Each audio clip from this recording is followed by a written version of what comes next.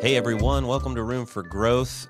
You're stuck with just Billy today again. My colleague Billy right now is in Brazil, so I'm kind of jealous. She got to go down to the Willow Tree Poetech office in Porto Alegre, Brazil. So I'm sure she's having a good time. But really excited about our guest today. We have Jason Lambert, who is the VP of Beyond Labs at B's, which is an AB InBev company. AB InBev, the largest beverage company in the world. So, Jason, I've had the opportunity to spend a little bit of time with Jason. Was just blown away with really the way that he thinks about product, about commerce, and he's one of the few product commerce marketers that I've met that is thinking kind of that full view. Really understands not just the experience that he's delivering on the front end, but is really deep on the CDP side and really that full view of the customer. So excited to dig into that with Jason.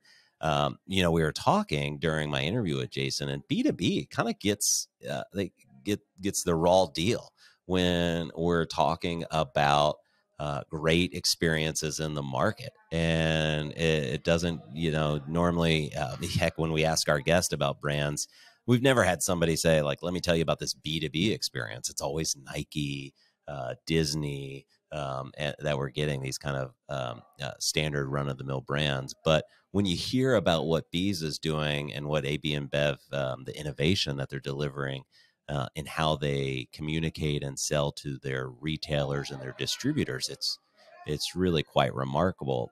As he was talking, I was thinking about another brand. I'm in Columbus, Ohio, and a lot of people don't realize that one of the Fortune 10 companies, Cardinal Health, is based out of Columbus. And I've always heard, I've never had the opportunity to be really intimate with their work, but I've always heard about the incredible e-commerce experience that Cardinal Health has built over the years. And it almost, every time I hear it, it makes me think of Amazon, where Amazon Prime, at least, where a pharmaceutical company, a pharmacy, can order a product, and as long as they're within some reasonable distance, in most environments, they can have that product to the pharmacy within 24 hours. And they've been doing this for like 5-10 years. It's just really incredible. So as I was talking to Jason, I was thinking of these core principles that I think we're really just at the beginning of in digital. People are finally accepting the fact that a B2B experience needs to be as good as the experience that I see when I use my favorite app. And that if you don't deliver that type of experience, you're leaving money on the table, you're leaving efficiency on the table. And it's really, I think we're, again, just at the beginning of what it means to deliver a great B2B experience. What makes Jason unique is most of the time when I'm talking about to B2B marketers, they're very focused on the design. How can we deliver an experience that is great for our customer making a B2B purchase, or maybe our employee? But Jason and the team at B's has taken that one step further. And again, they've applied this consumer grade experience to B's by having a really smart CDP strategy, making sure that they understand the customer's purchase behavior and how they're interacting with the brand. So all of those interactions are digitally informed.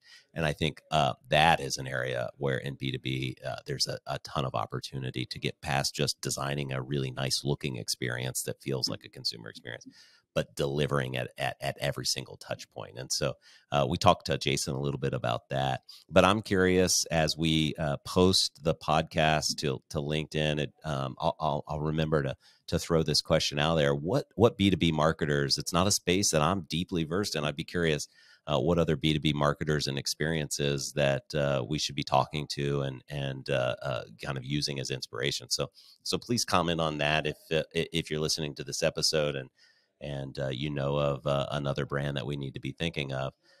But with that, I'm excited to share Jason Lambert in our discussion with him from B's. All right, Jason Lambert, welcome to Room for Growth. We're pumped up to have you here.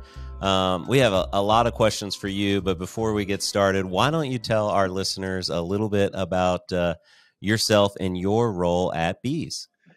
Yeah, sure. Billy, it's great to be here, and thanks so much for having me and discussing bees. So my name is Jason Lambert. I'm the Global Vice President of Beyond Labs. Beyond Labs is a unit within Bees, which is an e-commerce and software company that was built in AB InBev, the world's largest brewer.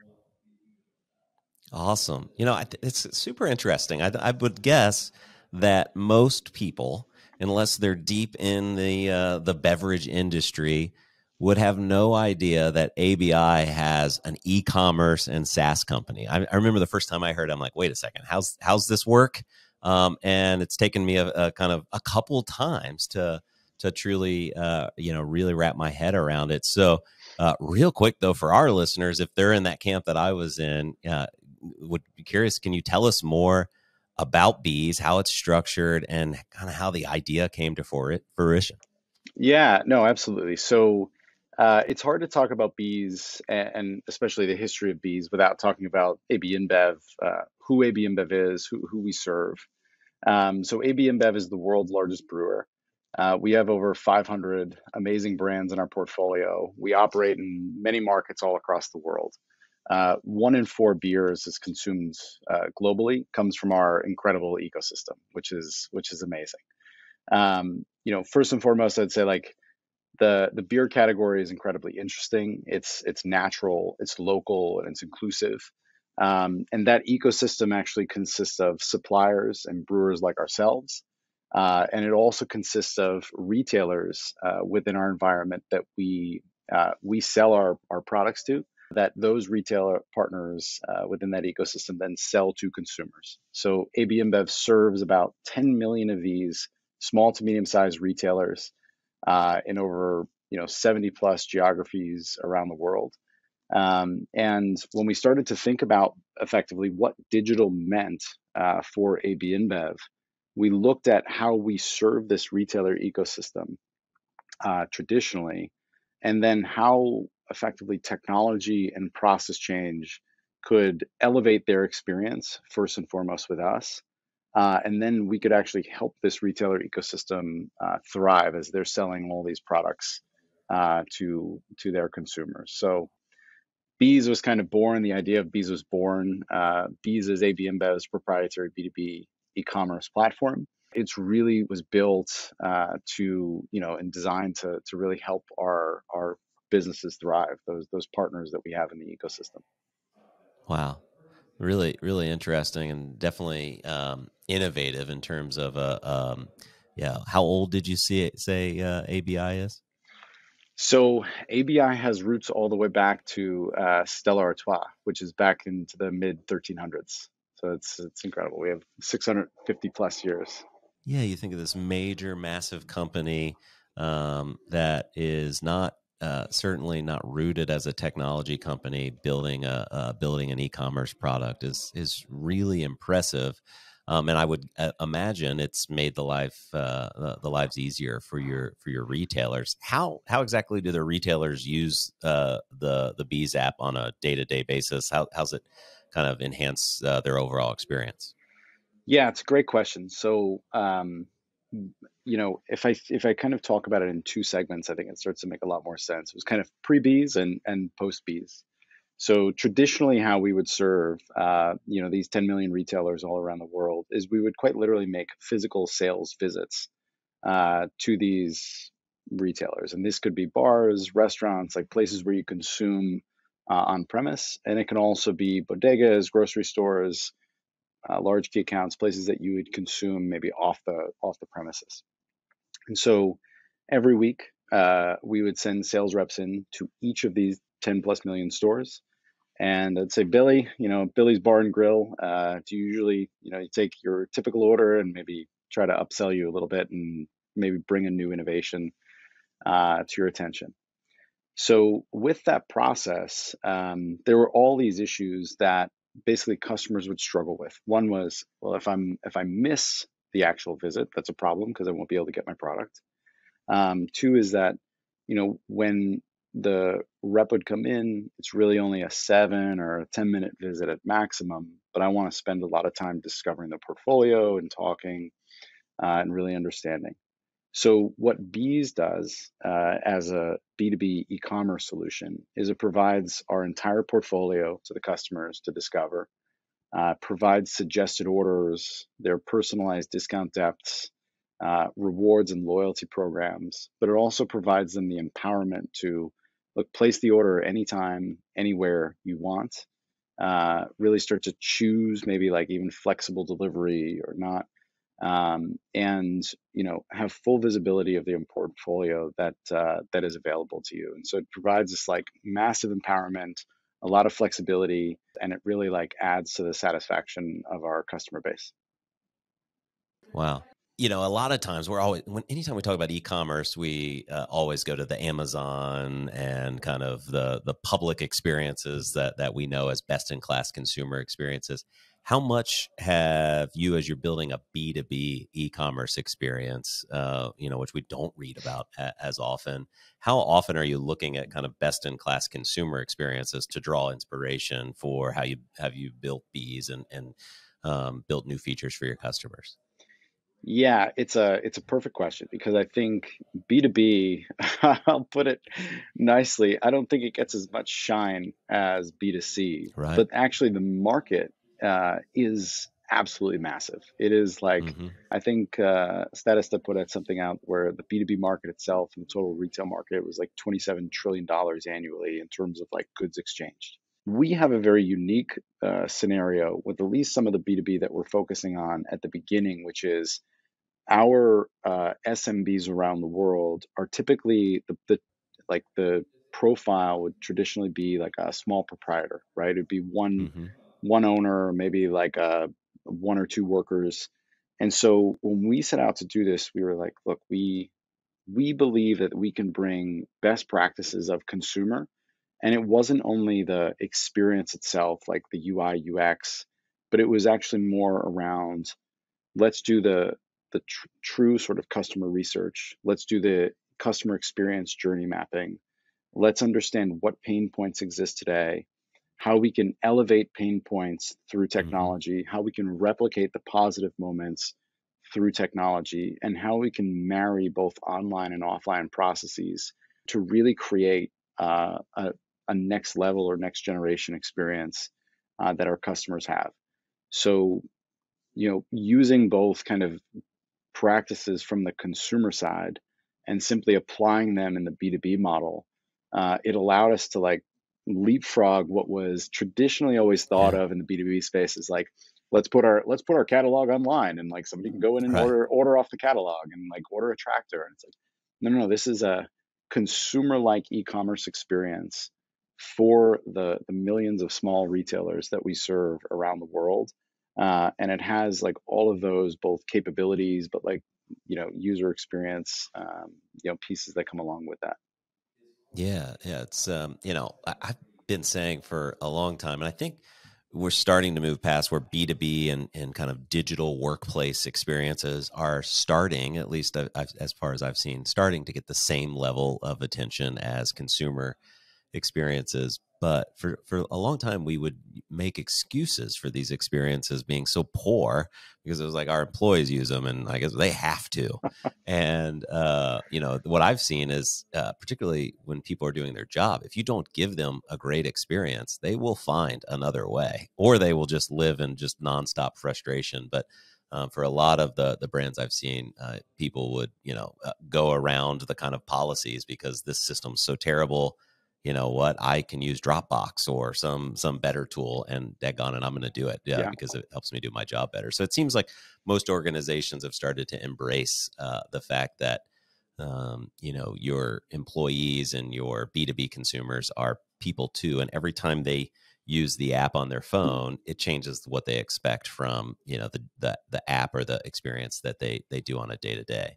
It's interesting because like part of the mantra that we talk about a lot is like our small to medium sized retailers, these SMBs, were left behind the digital revolution. It Right. wasn't just like, oh, you're left with, because you're B2B, you're left with a poor digital experience. It's they were left with no digital experience. And so what we're kind of doing is leapfrogging and saying, look, it's 2022. We can bring a best in class e-commerce experience to you with all of the benefits of that, like, full transparency, visibility, full empowerment to do what you want when you Right. want to do it. And you're not just doing this in the US. This is a global initiative, which I have got to think comes with a whole host of unique challenges and perspectives. Is that any comments to make about that? Yeah, I mean, again, in terms of we have an incredible customer base. So today, Bees serves over 3.1 million small to medium-sized retailers in over 20 countries around the world. So we have a very strong presence in the Americas, so like North America, Middle Americas, and South America, and also Africa and parts of APAC and Europe. I would say it's interesting how different a lot of the markets are, but actually how similar they are as well. And so I think we had the wonderful perspective to also bring best practices from one market to another. Having our operating teams who are very local, and we're incredibly close to our local markets, having them share what works well from like a process and selling perspective and serving perspective, and allowing that to kind of more effectively move around the world has been a pretty cool experience. Wow. And the experience that you're building, I know you have it. We're not just talking about a great e-commerce experience, or as part of that great e-commerce experience, you're also focused on, again, consumer grade experiences like building out a great CRM strategy, customer data platform, great analytics, great engagement and messaging through the platform. And so I think that I guess that's a requirement to build a great e-commerce experience. And most of our listeners for Room for Growth, we certainly target and are trying to create content that help marketers. And can you just talk about if somebody that's listening is a B2B marketer and they're trying to think about their CDP strategy, their organization doesn't have that in place, kind of what are some of the foundational building blocks or places that you tend to, as you've set out to build this strategy over time, what are some of the foundational kind of places to start when trying to determine which platform you should go with and if it's time to do that now or wait? Yeah. No, it's a question we get actually pretty frequently, because I think what we're proud of is kind of we say Bees was built by a CPG for a CPG. And I think, for us, especially in the early days, the focus was intensely not necessarily on the technology, the stack, the capabilities, but it was solely focused on like, what is the problem, right? And so like all going through all of the research, understanding like what kind of balancing what our customers need and want, and what the commercial objective of our company is to like kind of transition that value unit. We were able to clearly lay out a strategy around basically two things. One was the technology that we needed in place to achieve our goals, but then two was the process change and organizational change that needed to happen to accompany that, because there's no technology that's going to be a silver bullet or a magic kind of wand that will transform your business. And so when we started laying that out, it was like this obsession on, okay, we can take our commercial strategy, which is the same in the traditional sense and the same in the digital sense. We take that commercial strategy and now we can route it through new channels. And so for us, it was, back in the early days, it was setting up our core platform, setting up our core data stack, which was our CDP, it was product analytics, it was digital communications, it was data warehousing, data reporting, and insights. And that was, I would say, kind of like the MVP of like, if we go and solve these customer problems, we are going to need technology one, two, three, and four. And then we were able to kind of go source that, figuring out basically what was best in class in the market at the time to provide kind of a very modern tech stack. And so I guess you had a unique opportunity, which is build it right from the beginning, which a lot of times folks are retrofitting. Before we get too far, I have some additional questions about the kind of MarTech landscape. But you mentioned something in terms of that interaction with consumers.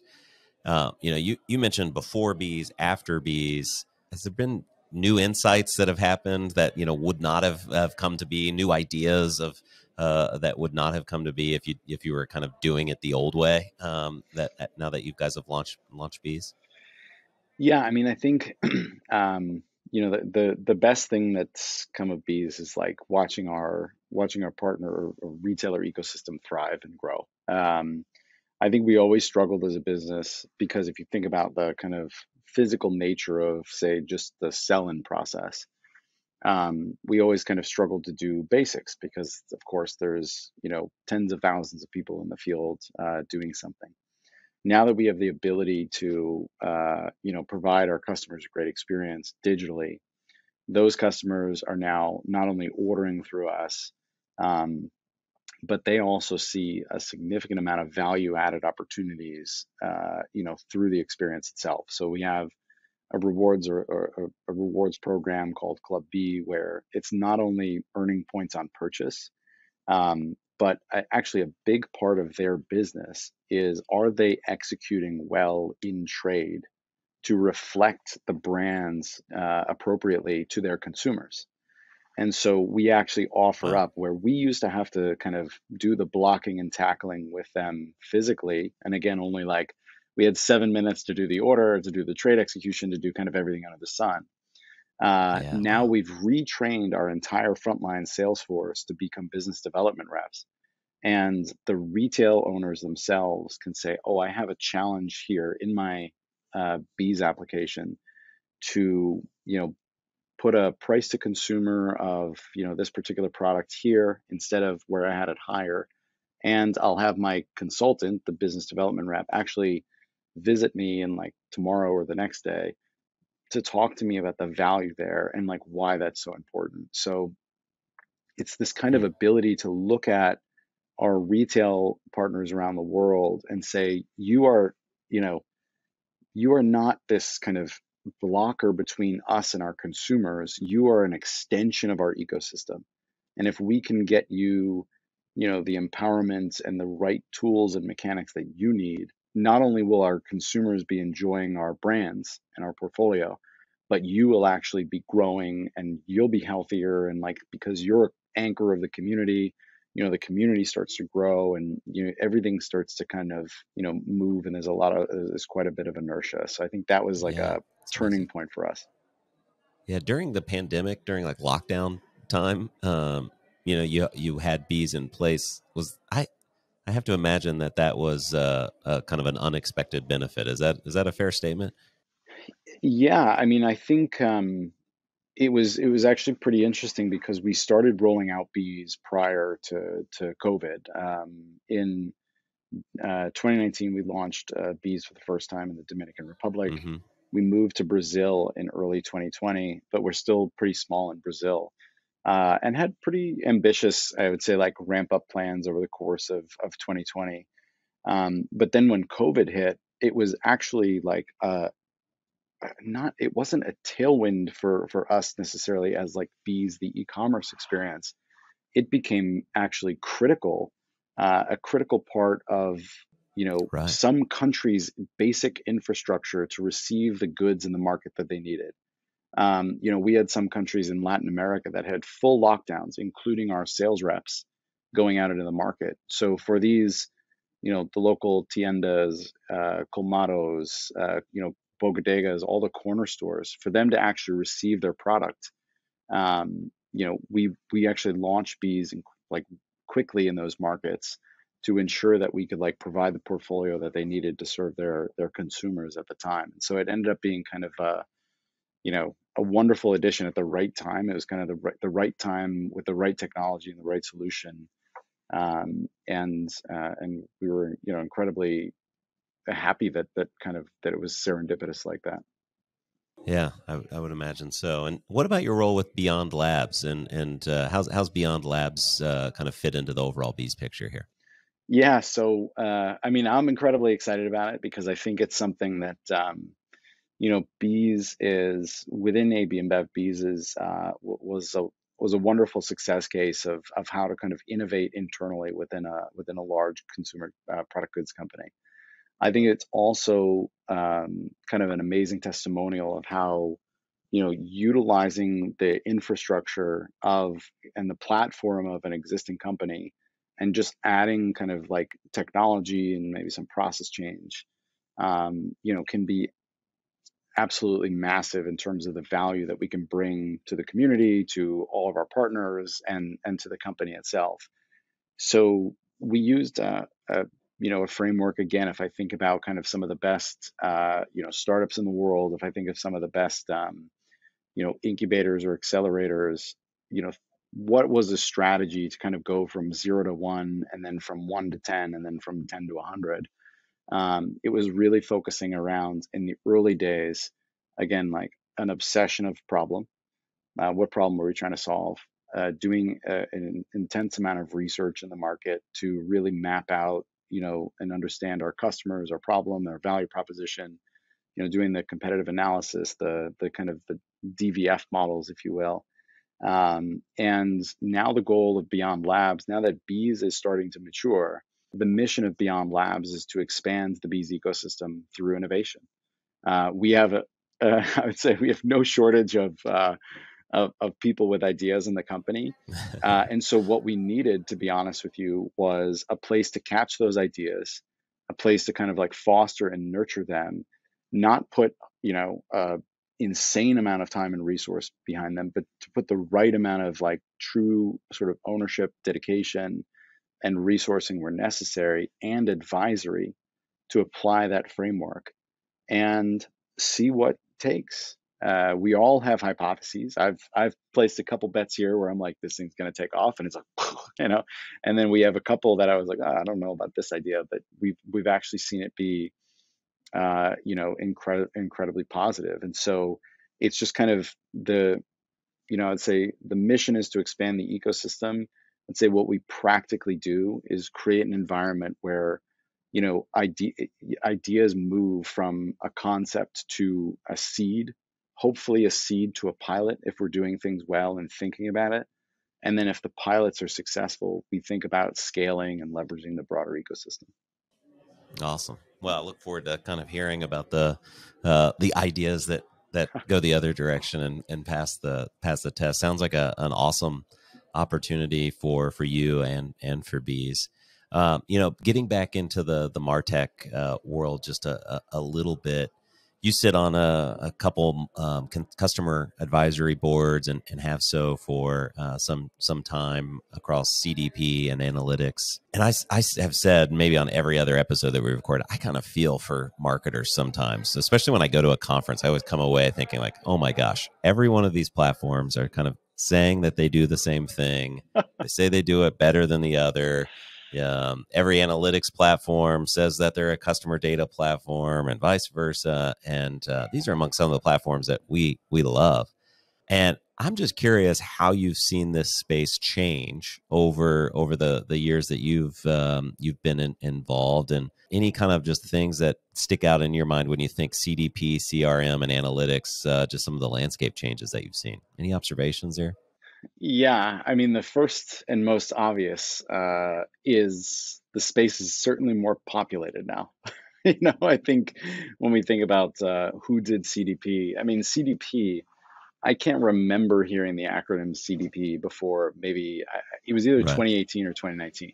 When we first Yeah. started Now it's partnering with everywhere. Segment, they actually called it, I believe it was customer data infrastructure. And so now it's like a customer data platform. And even to be honest with you, before some of these CDPs or customer data infrastructure companies even came about, I mean, it was basically building like ETLs and like direct links to all these different tools. I think the space it's had a ton of investment. It's had a ton of innovation.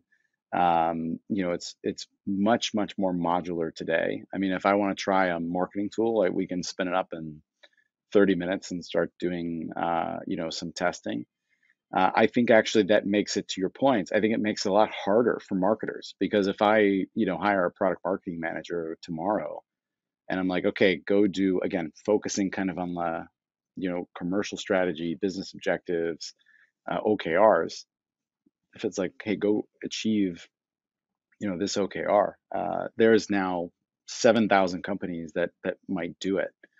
Um, it's also been interesting over the last, I feel like maybe 2 years, where if I look at our, what I would say our like data stack between the CDP, product analytics tool, communications tool, data warehousing, these companies are almost trying to verticalize within that stack itself. And so where like product analytics and CDP used to be two independent companies, now they're actually both saying they do both of those things.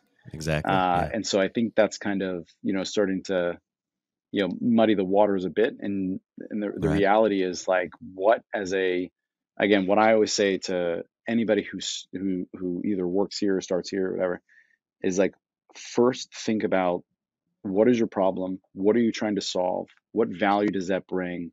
Is there, desirability, viability, feasibility? And then once you address that, then you can just go find the technology, and very likely the combination of technology and a new process that you'll have to do internally to go kind of hit those metrics.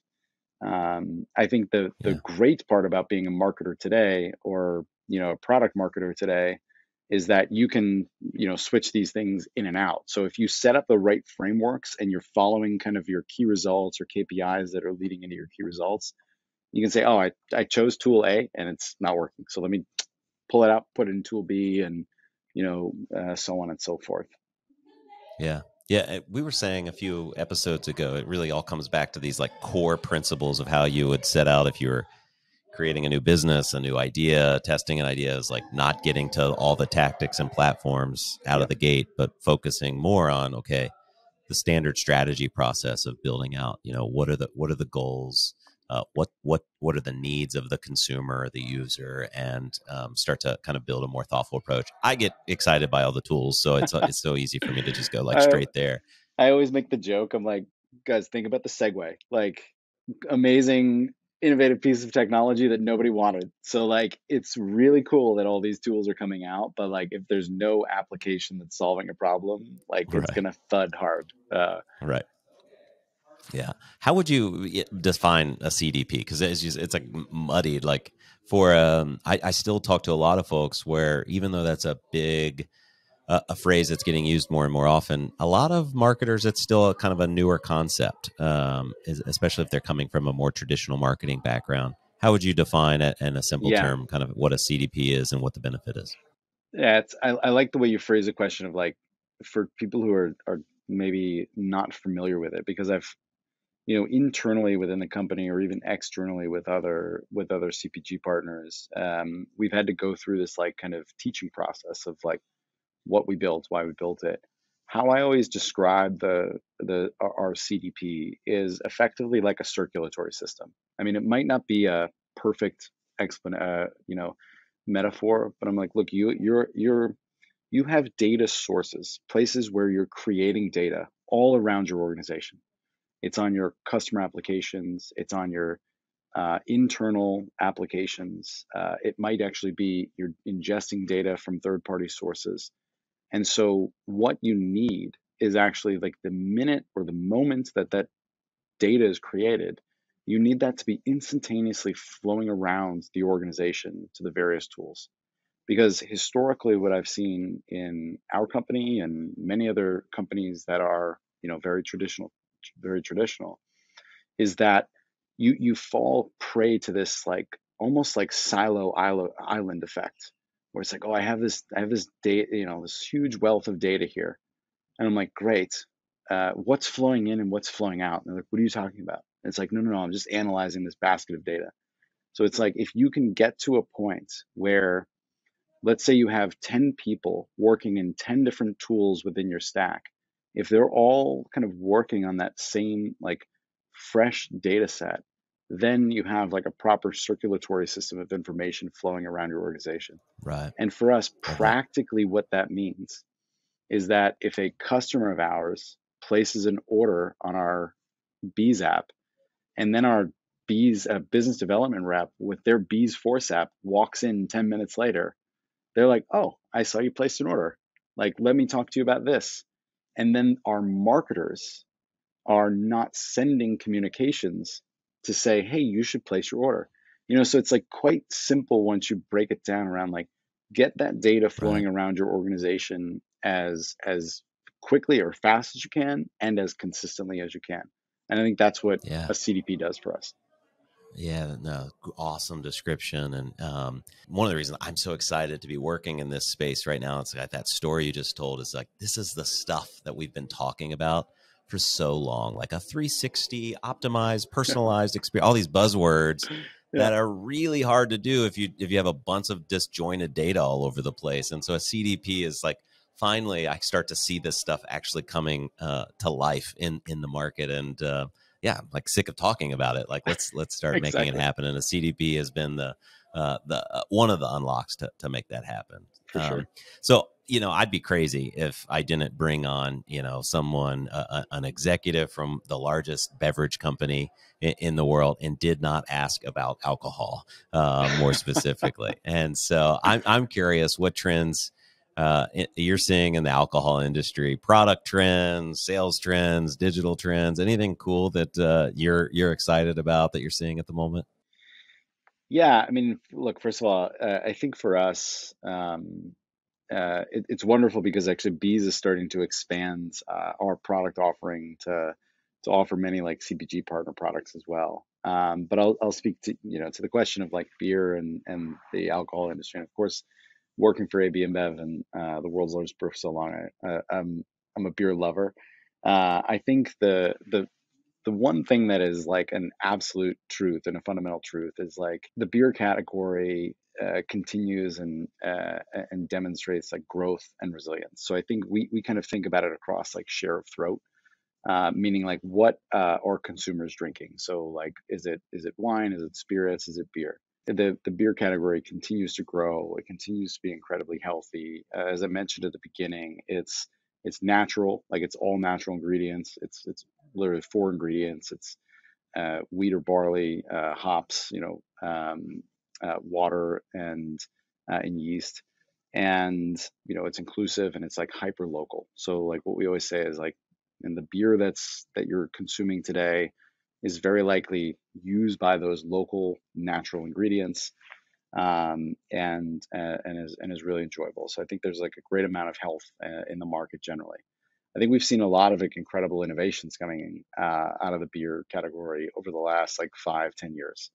In the U.S., I mean, we're both sitting in the United States, so like this is actually somewhat U.S. specific, but we saw amazing innovation, with the growth of the craft category, and then followed by the growth of craft, which is just kind of moving into different beer styles, right? It was like, you have lagers and you have ales, and like within lagers, the typical or the most maybe like traditional or the pilsners, Budweiser and these types.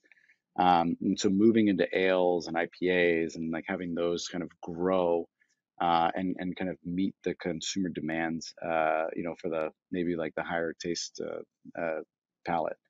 Then what we Yeah, saw was actually an amazing innovation, which was seltzer. So seltzer is beer. It's fermented, in the same way. It's actually brewed, and so we saw the seltzer category take off. And now what we're seeing consumers in the United States now trending towards is convenience of packaging. So Anheuser-Busch is doing an amazing job of actually, continuing the growth of the core category. And that's like, Bud Light and Budweiser, but really looking at Michelob Ultra as a massive growth player within the portfolio.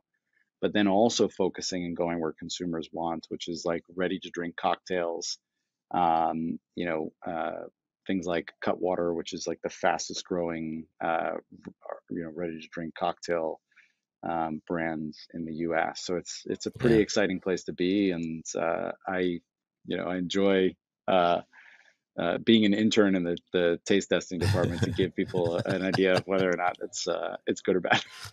Yeah. Hey, somebody's got to do it. Yeah, Somebody's got to do it. So, yeah, one of my favorite things about beer in its most simplest form is like the seasonal element. At least for yeah, me, is like, I'm kind of coming out of either light beer or hoppy, fruity IPA season, and more into kind of the harvest beers, and yeah. then soon kind of like the darker, thicker Christmas vibes will start to happen. So, and then it just kind of all circles back again.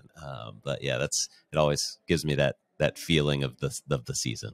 Yeah, and it's like we always talk internally, and of course we have like some of the best, marketeers in the world, and the commercial folks, and our CEO talks a lot Yeah. about this, but it's like the brands kind of meet the occasion, right? Consumers Right. like Right. enjoy the brands through certain occasions, and that's exactly what you're talking about. It's like, Yeah. what are we going to have Thanksgiving? What are we doing Yeah. for football Sunday? What are we doing for Right. Christmas and all that stuff? Yep. It was cooling off. Got the flannel on. My wife's making chili. I'm like, I've got to go Yeah, get a harvest beer today. So yeah, it's just exactly. a requirement. Well, Jason, just a awesome conversation. Super interesting. I think B2B commerce is something that we need to talk about more, give more credit, because it's really, really innovative and interesting. I love to just ask a few kind of exit questions that are less about your day-to-day job. One thing that's super interesting about you is you're an adjunct professor at Columbia, which was awesome. And how'd you get interested in doing that, and how'd you get started, and what do you teach at Columbia? Yeah, so I'm an adjunct professor for a course called Introduction to Product Management at Columbia Business School. So, I was I'm an alum of Columbia. I was an engineering student. I always laughed. I was like, engineering's hard. I saw the business students doing fun networking things, and really like learning some other stuff. But as I started to grow in my career here and run product for bees for a while, and now in this role of running our innovation unit, one thing it became clear. It was like talking to not only like folks within our company, but certainly outside of our company, is product management as a function is a relatively new thing, right? I think it's only like maybe dates back 20 years. It's like I think the lure is around Marissa Mayer at Google, et cetera. Yeah. And so, but the concept is really applicable everywhere, right? It's like how you sort of build, design, think about user research, think about customer focus, and then put the technology in the market, and then get the feedback and all these things. And so I became obsessed with that process, and just found a lot of like passion and energy in like sharing the processes that existed. And so as we were hiring a bunch of people in, I started, we were connected just to some of the business schools that are in our focus area, and just started talking to a few of the professors there. And I was like, hey, what are you guys doing to kind of like train the next generation of great product leaders? Because as organizations, those folks coming out of school have this amazing accreditation, and then we kind of receive and like train and really bring them up to that. And there just happened to be a mutual opportunity where they're like, look, we'd love to have you come in and like share your experience and your expertise, and it's just been awesome. I love it. That's great. Sounds like Willow Tree needs to get in on the hiring some of the product students coming out of Columbia. So it Yeah, sounds like the right mindset. that's right. Um, my colleague Billy, she always has this question that she typically asks. The way she phrases it is, we love to invite our guests to talk positive trash about a brand they love. So another way to say it is, what is a brand that you love? We talk a ton about loyalty, and we obviously talked a ton about commerce. Did e-commerce today? Is there a brand that's is just you're a huge fan of and passionate about? Oh, well, we have this is a challenging question to ask of somebody that works for a company with over 500 Right. brands in the portfolio. And I'll bring up a controversial one, considering we both sit in the United States, which is like, in my opinion, Corona is like the single big greatest brand on the planet. I mean, and why I say it's controversial is because we actually don't own it in the U.S. We own it kind of outside of the United States. Ah, okay. I Um, didn't know that. but anytime I enjoy a Corona outside of the United States, it immediately takes me to a beach, and it's like, Right, right. like this is living, right? Is Yep. the tagline, and it's just it's incredible. It brings you Yeah. to a happy place all Yeah, the time. my brother-in-law, he like has this thing that we make fun of him about, where in our family text, he's at a beach if he's taking a picture of a Corona in the sand with the Yeah, lime, and it's exactly. like, so that's an exact point. Like, who does that? And Yeah, that's that brand that says like, I'm at a beach right now, that's it. living the dream. Yeah, and you don't It's even need awesome. to see the sand or the water or the sky. You just need to see the Yep. the bottle with the lime hanging out, and you're like, there it is. Yep, yep. I know that sounds good. It's not Corona season here in Ohio, but maybe if I could get myself somewhere, I would definitely It's Corona love to season enjoy all that. the time. So that's the thing, Billy. It's it'll take Exactly. it'll take you to Yeah. the beach every day. Exactly. I think it's supposed to be cold this weekend, so I might need to ditch the harvest beer and go with a Yeah, Corona. So awesome. Well, Jason, thanks so much for joining us here on Room for Growth and sharing some of the experiences you've had. Look forward to having our listeners listen to this and kind of start thinking about their next move in B2B e-commerce world. So thanks so much for joining us today. awesome. Yeah, Billy, thanks so much for having me. And of course, on LinkedIn, or if anybody has any questions, always feel free to reach out. I mean, we do a lot of awesome stuff. We have a lot of awesome services, but also like we're here to sort of elevate the entire ecosystem. To your point, it's like B2B has been left behind for far too long, and we're here to sort of help drive that change. So thank you so much for having me. Great. Thanks, Jason.